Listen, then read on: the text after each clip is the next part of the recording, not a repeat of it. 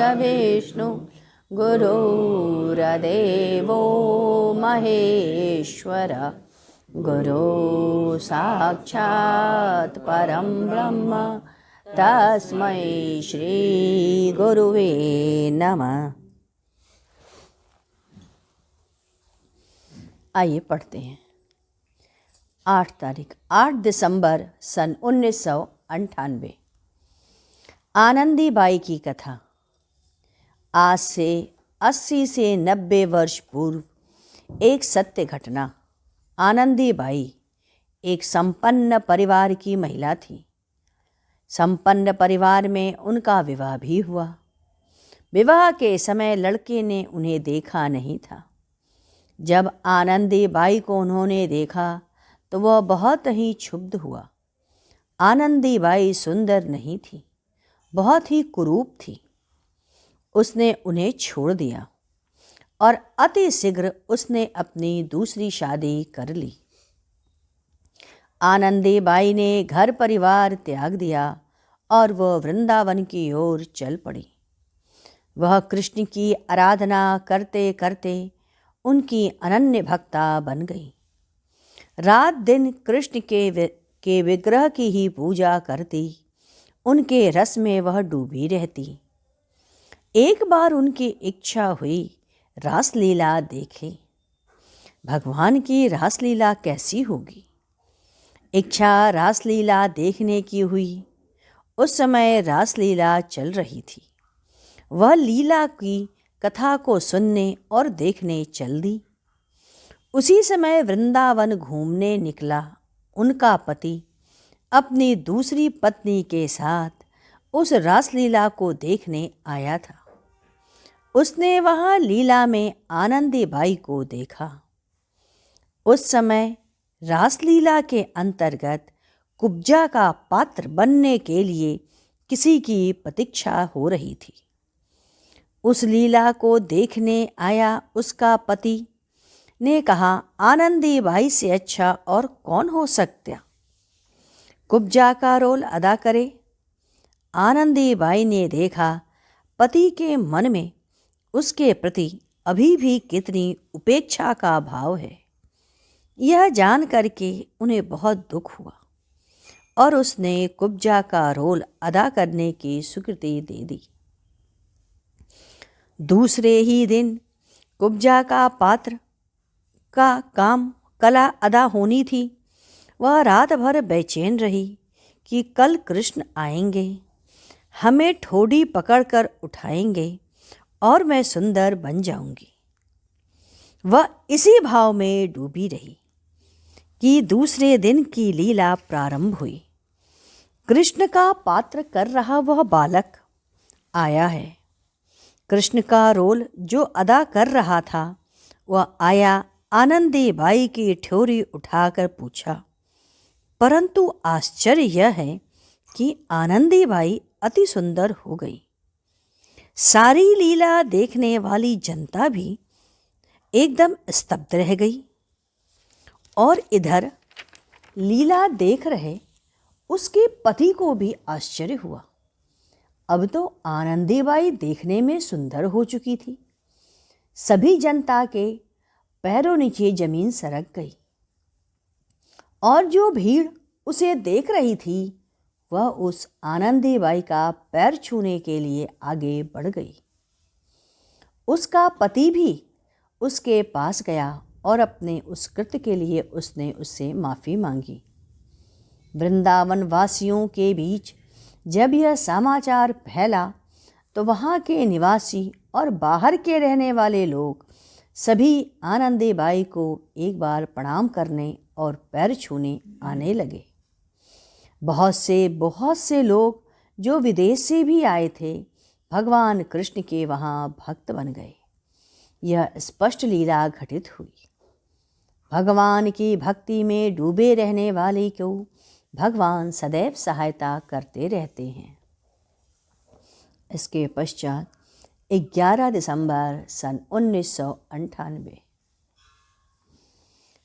गुरुदेव ने आज के सत्संग में कहा, आप जब संसार में आते हैं तो उद्देश्य को लेकर आते हैं।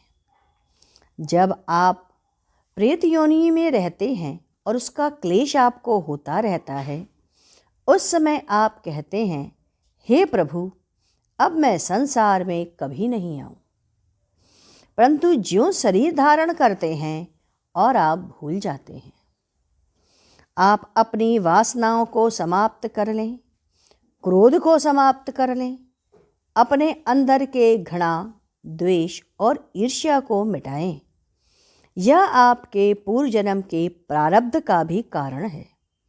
जब आपके अंदर दूसरे के नष्ट हो जाने की कामना आए तो आपके पुण्य का क्षय हो जाता है।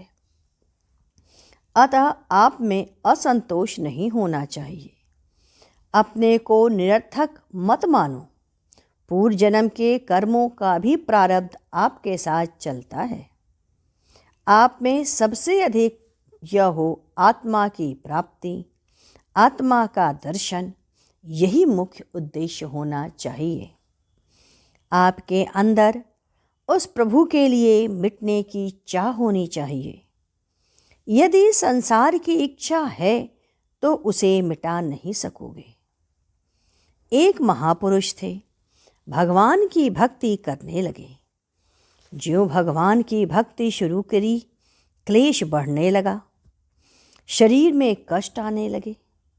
वे सोचने लगे, जब से मैं भगवत प्राप्ति में लगा हूं, तभी से यह कष्ट मिलना प्रारंभ हुआ है। यदि मैं पीछे हटूंगा तो हो सकता है क्लेश और बढ़ जाए। मन आंदोलित होना शुरू हो उठा। वे संसार की ओर मुड़ गए। क्लेश कम होने लगा। सब तरफ राग और भोग का सामान मिल गया। शरीर जब अंत होने को आया तो दबे हुए सारे क्लेश उभर आए। अब सब लोग उनका साथ छोड़ दिए। जब वह मर गए तो प्रेत योनि में गए। कोई उन्हें तर्पण तक नहीं देता था।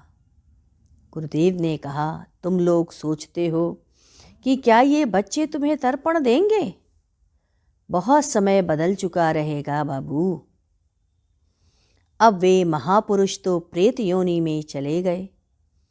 एक दिन एक साधु के सामने प्रकट हुए और कहे, आप मुझे इस योनि से मुक्ति करा दें। साधु ने कहा, नहीं। तब उन्होंने साधु से बहुत अनुनय और विनय किया। तब साधु ने कहा, अच्छा ठीक है, हो जाएगी इस योनि से मुक्ति।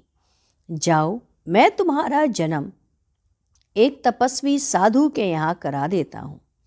और वैसा ही हुआ। पैदा होने के बाद संसारी हो गए। चंचल बहुत थे। तब तपस्वी ने कहा, तुम पूर्व जन्म में भी संसारी थे और इस जन्म में भी संसारी हो, वैसे ही चंचल होते जा रहे हो। तुम उस अमुक साधु के पास जाओ, अपना जीवन सार्थक करो। उन्होंने वैसा ही किया, काफी कष्ट उठाया। तब उस साधु ने उन्हें पूर्व जन्म दिखा दिया। उन्हें देखकर बड़ी वेदना हुई और वे साधना करने लगे। अब वे साधना में अधिक लीन हो गए और पुनः मुड़ के संसार में नहीं गए। आपका संसार में जन्म होता है कि भगवान को प्राप्त करें। उस परमात्मा के कारण ही आपका जन्म होता है। अतः जब आप उसमें विलय होंगे तभी आपके समस्त विकार समाप्त होंगे। 3 बातें आप में होनी ही चाहिए।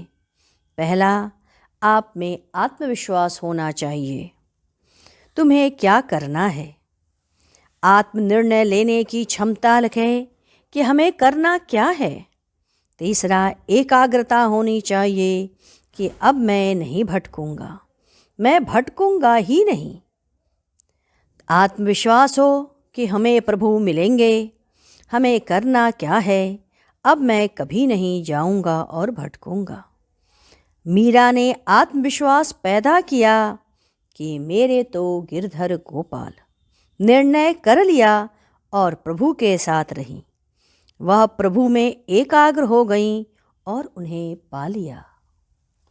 आइए अब हम लोग गुरु कीर्तन करते हैं। ओम गुरु ओम गुरु ओम गुरुदेव, जय गुरु जय गुरु जय देव। ओम गुरु ओम गुरु ओम गुरुदेव, जय गुरु जय गुरु जय गुरुदेव। ओम गुरु ओम गुरु ओम गुरुदेव, जय गुरु जय गुरु जय गुरुदेव। ओम गुरु ओम गुरु ओम गुरुदेव, जय गुरु जय गुरु जय गुरुदेव। ओम गुरु ओम गुरु ओम गुरुदेव, जय गुरु जय गुरु जय गुरुदेव। बोलिए सद्गुरुदेव महाराज की जय।